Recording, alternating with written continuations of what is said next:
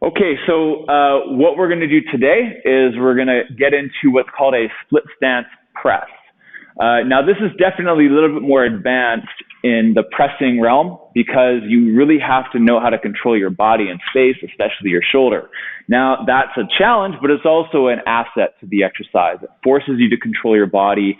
It's a great trunk control exercise because this weight is going to be pulling you back into extension and rotation, which you then have to resist and engage against. So it's a great exercise, has lots of upside to it. So that's why we're going to do it today. So Trevor's going to drop into this in a second. I'm just going to give Trevor a quick intro. So you're going to come through here. You're always going to go two hands on to get it out so that you don't start in this awkward position here. So you take the handle. Now, little tip, this is not necessary.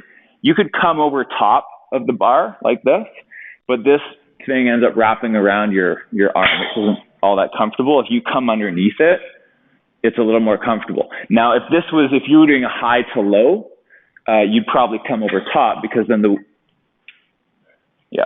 Okay, so here, okay, both hands on, and then you drive out into your split stance position, drive out, and then press out with two hands. This hand is going to press into an imaginary wall. Okay, so it's like you're pushing into a wall, nice and broad through your shoulders, upright through your trunk, and then you're going to pull back, almost like you're pulling a bow and arrow. So you're think wide, pull back, and then push through. So press it out, drop down, pull back. Again, not straight out to the side, not right in the middle, somewhere about 60 degrees out from the side, and then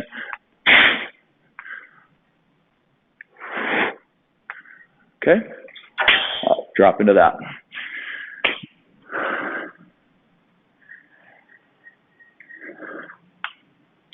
Now, the position that he goes with his lower body is optional. So you can drop quite deep, or you can stay a little higher. I'm not too picky. Now, he's in a slight hinge position. Again, not wrong. But if you want to challenge trunk stability a little bit more, get the upper body to come back. And then you're going to feel, now it wants to take you backwards, right? So it's like an anti-extension and rotation exercise for trunk control. Start by pressing both hands out to the wall. So I want his right hand to be as far out as his left hand, which it is not right now. So make sure, there you go, yes.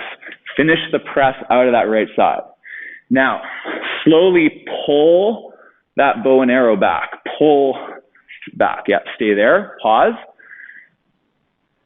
and then press it out. Very good.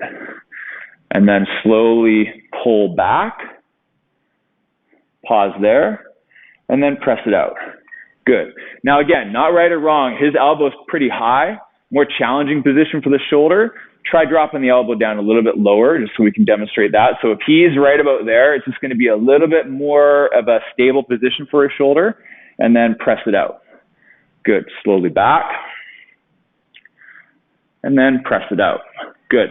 Now, he has exceptional shoulder stability and control. So it doesn't highlight the possible mistakes, but very often when people come back again, they collapse their shoulder into their back and the shoulder tips forward. So that's why I am coaching, not just bring the weight back, no, actually physically like pull back into this wide position, and that helps keep you co-contracted, stable around both sides of the shoulder, because you want that shoulder blade to again be adhered into the body, and then go ahead and drive it out. Good, and then slowly back, pull into that wide position, and then press it out. Good, okay, you can rest. Now, when you go back, take the left hand over the right, and then go ahead and turn it back, okay? So don't take that thing all the way back just by going this way. It's a precarious position for your shoulder to be in. Now, another variant to that pressing motion would be to incorporate a little bit more rotary motion. So to do that, again, drop into your split stance. So he was opting for a little bit of a forward hinge, not wrong. So you can press in this direction, or you can come a little bit more upright, which is a little bit more challenging for trunk control. Neither is right or wrong, just a different variation. But what you can do is you can start to incorporate a little bit more rotation. So as you open up, you let the middle back kind of turn into that shoulder. So instead of keeping your chest facing forward, you let your chest rotate a little bit around to the right side. And then when you press out,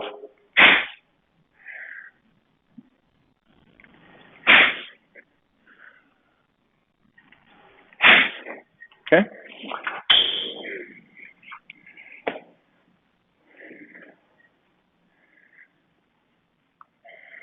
Drop down, lean back. Go ahead.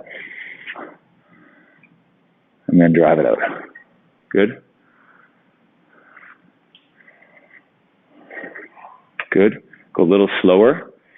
Control the rotation through the mid-back. Pause. And then slow press. Control the press through the rotation. Good. Hold there. Good. Now slowly come back. Think wide shoulders. There you go. Pause there. Hold.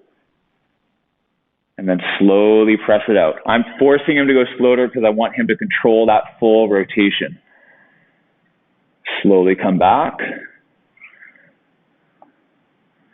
Pause. Slowly press it out. Nice. Good. Hold there. And then you can rock it. Very good. So another variant to any exercise is within the same exercise to change your tempos. It changes it dramatically. Exploding out of the hole and coming fast through your press is a lot different feel than going slow and controlling that whole range of motion. Again, not wrong or right to do either, but it's nice to throw those different variations in to train different mechanisms of control and different systems of like energy systems within the muscular. We good? Okay, we're all good.